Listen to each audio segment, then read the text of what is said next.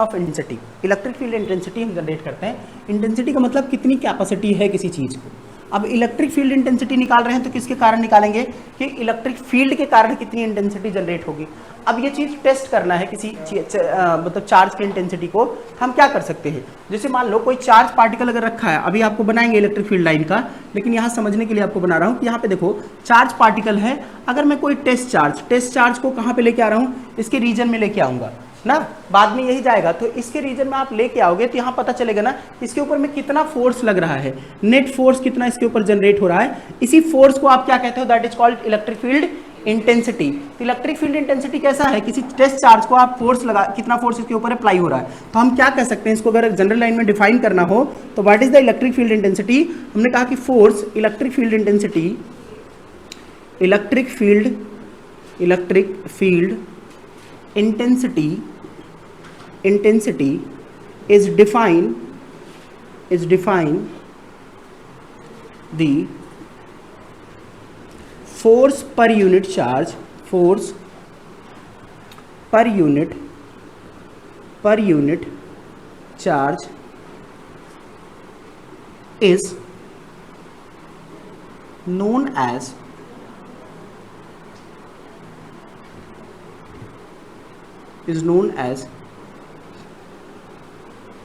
Electric field intensity. इसी को आप कहते हो कि इसकी कितनी इंटेंसिटी है। अब इलेक्ट्रिक फील्ड इंटेंसिटी आप समझ रहे हो कि जो हमने कहा कि फोर्स पर यूनिट चार्ज है, तो E क्या हो गया, इलेक्ट्रिक फील्ड इंटेंसिटी हमने कहा F/Q, यानी फोर्स अपॉन क्या लिखोगे आप, फोर्स अपॉन चार्ज। अगर फोर्स अपॉन चार्ज आप लिख रहे हो तो इसकी यूनिट क्या होगी, what is the unit of electric field intensity. तो आप यहाँ पे लिख सकते हो कि यूनिट इसकी लिखनी है तो फोर्स की यूनिट कितनी है, न्यूटन, और चार्ज की यूनिट क्या है, कूलम, तो न्यूटन पर कूलम, ये हो गया इसकी यूनिट। लेकिन अब डिस्क्राइब करो इस बात को। हमने कहा कि इलेक्ट्रिक फील्ड इंटेंसिटी अगर आप निकाल रहे हो किसी फोर्स के कारण, हमने कहा कि E की वैल्यू आप बताओ कितना हो गया। तो हमने कहा कि देखो F आप निकालते हो, F/ हमने रखा Q, तो F/Q अगर दो चार्ज पार्टिकल आपने रखे हैं, कौन से, Q1 Q2 यहाँ पे, तो इसके कारण इसको इंटेंसिटी कितनी जनरेट करनी पड़ेगी। हमने कहा Q1 के कारण लिख लो, या Q के कारण यहाँ पे हमने रख दिया तो Q रख लो।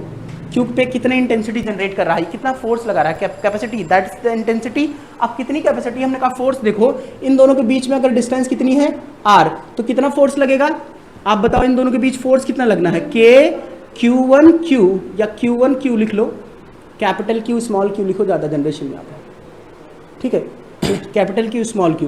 तो यहाँ पे क्या हो गया, Q into Q by R², यही है फोर्स। अब डिवाइड बाई आप क्या करोगे, कितना चार्ज आप निकाल रहे हो किस पे, जिस पे निकाल रहे हो उसकी वैल्यू आपने डिवाइड कर दी थी, कितनी वैल्यू हो गई। तो आपके बारे में किसी भी इंटेंसिटी कितना जनरेट होगी, KQ बाई R², और इसको K को क्या रिप्रेजेंट करते हो, 1/4 pi epsilon not Q by R²। अच्छा, जो हम प्रॉपर्टी ऑफ यहाँ पे लिख रहे हैं ये वैल्यूज हो गई। यहाँ पे सेम वही बात है, एप्सिलॉन नॉट क्या है, फ्री स्पेस परमिटिविटी, Q क्या है, charge, R distance between the two charge particle, electric field intensity. अब मेरा एक सवाल है, क्या इलेक्ट्रिक फील्ड इंटेंसिटी भी इनवर्स स्क्वायर लॉ फॉलो करता है, क्या फॉलो करेगा, ऑब्वियस सी बात है। अगर ये फोर्स पे डिपेंडेंट की बात कर रहा है, ये फोर्स ही तो बता रहा है, तो फोर्स अगर फॉलो करेगा तो ये भी इनवर्स स्क्वायर लॉ फॉलो कर रहा है, यही तो है 1/R², इसको बोलते हैं इनवर्स स्क्वायर लॉ, ठीक। तो ये भी फॉलो करेगा जितने भी फोर्स, जैसे ग्रेविटेशनल फोर्स फॉलो करता है। अब इसमें एक चीज़ आपसे बताना है, मुझे समझना इस बात को, कितना इलेक्ट्रिक फील्ड इंटेंसिटी होगी चार्ज के कारण। पहले हमने बताया, देखो यहाँ पे तो समझ में आया, charge 5 microcoulomb test charge place 3 centimetre, तो कितना find out the electric field intensity. हमने कहा देखो इसके कारण पूछ रहा है, जिस चार्ज पार्टिकल के कारण पूछ रहा है उसको निकाल रहे हैं, प्रोड्यूस ही यही कर रहा है, ये तो है इसका टेस्ट चार्ज। अब जो भी आएगा इसके ऊपर में तो कौन सा चार्ज लेंगे, जिस चार्ज के कारण प्रोड्यूस हो रही है ना, किसकी इंटेंसिटी पूछ रहा है उसी का निकालना है। तो ये कितना निकालेगा, KQ बाई R², तो हमने लिखा K की वैल्यू है 9 × 10⁻⁹, और यहाँ पे Q की वैल्यू कितनी है 5 × 10⁻⁶, और R कितना है डिस्टेंस इन दोनों के बीच 3 × 10⁻³ का स्क्वायर।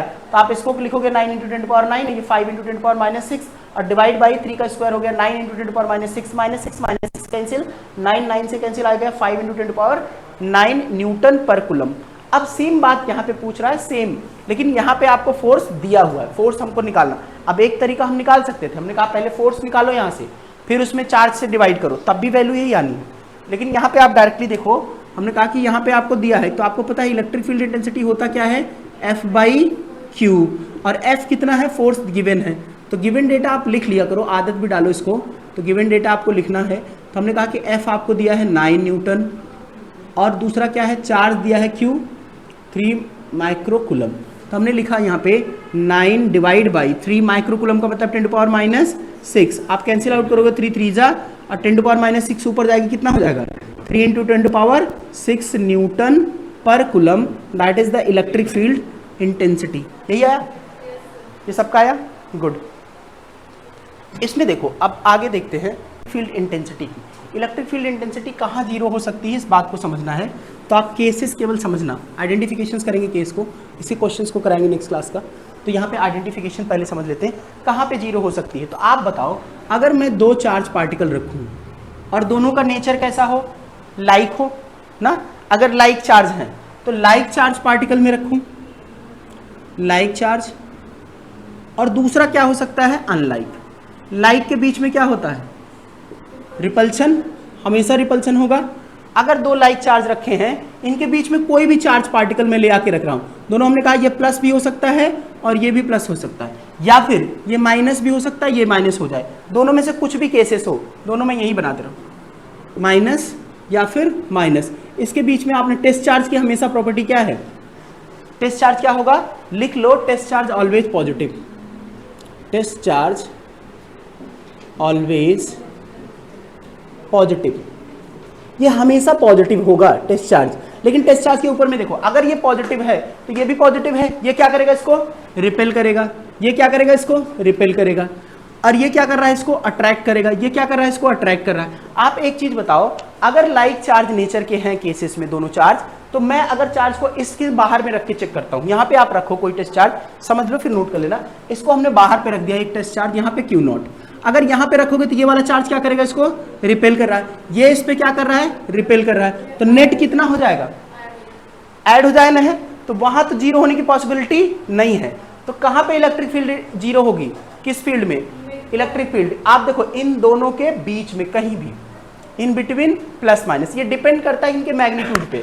अगर मैग्नीट्यूड बराबर होंगे तो एग्जैक्टली मिड पॉइंट पे हो जाएगा, अगर मैग्नीट्यूड चेंज होंगे तो आपको कैलकुलेट करके निकालना है। तो मुझे पता है कि अगर ये बराबर है तो कब बराबर होगा नेट इलेक्ट्रिक फील्ड, जब E1 E2 के बराबर हो जाए, ठीक है, E1 E2 के बराबर हो जाए।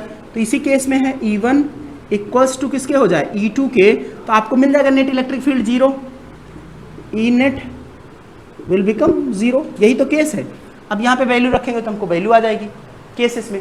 लेकिन अगर मान लो अनलाइक चार्ज है, अनलाइक चार्ज में आप देखो, अनलाइक चार्ज रखोगे तो एक क्या है प्लस और दूसरा कौन सा है माइनस, इसके बीच में आप अगर कोई चार्ज पार्टिकल रखोगे टेस्ट चार्ज, तो हमने कहा देखो इसके ऊपर में ये क्या कर रहा है, इसको रिपेल करेगा, ये क्या करेगा, इसको अट्रैक्ट करेगा, तो दोनों नेट इधर ही लगने हैं, तो इनके बीच में कहीं जीरो होने की पॉसिबिलिटी नहीं है। अगर यही केस हम समझ रहे हैं तभी तो हम इलेक्ट्रिक फील्ड लाइन भी समझेंगे, जैसा बिहेवियर यहाँ पे कर रहा है। तो इसीलिए हमने कहा कि इनमें देखो वहां भी हम बताएंगे कहाँ जीरो हो सकता है, तो इसके आउटर सरफेस पे चाहे इस डायरेक्शन में कहीं जीरो हो जाएगा या इस पे कहीं आप टेस्ट चार्ज रखोगे जीरो हो जाएगा। तो Q0 आपने रखा, ये क्या करेगा, इसको अट्रैक्ट करेगा, और ये वाला चार्ज पार्टिकल क्या करेगा, इसको रिपेल करेगा। तो हमने कहा E1 और E2 इस केस में कहीं आउटर सरफेस पे जीरो मिलेगा। अब कोई भी डिस्टेंस हो सकता है, x डिस्टेंस यहाँ से हो जाएगा, जो भी डिस्टेंस, ये निकालना कैलकुलेशन हम नेक्स्ट क्लास में देखेंगे कैसे। आपको समझ में आया और कहाँ पे जीरो हो सकती है, तो केसेस केवल आप समझना कहाँ जीरो हो जाएगा, कहाँ जीरो नहीं होगा। एक तो सिंपल क्वेश्चंस आपको बेसिक्स में पूछता है तो उसको आप क्राइटेरिया आइडेंटिफाई कर लोगे कि किस पोजीशन पे ये जीरो होगा। अब आपको पता है होना चाहिए कि एग्जैक्टली कौन सी पोजीशन पे जीरो हो, दोनों बातें आपको समझ में आनी है कि कहाँ पे जीरो होगा और एग्जैक्टली किस पोजीशन पे जीरो होगा, वो दोनों बातें आप क्लियरिफाई आइडेंटिफाई कर लेना। कोई डाउट है यहाँ पे?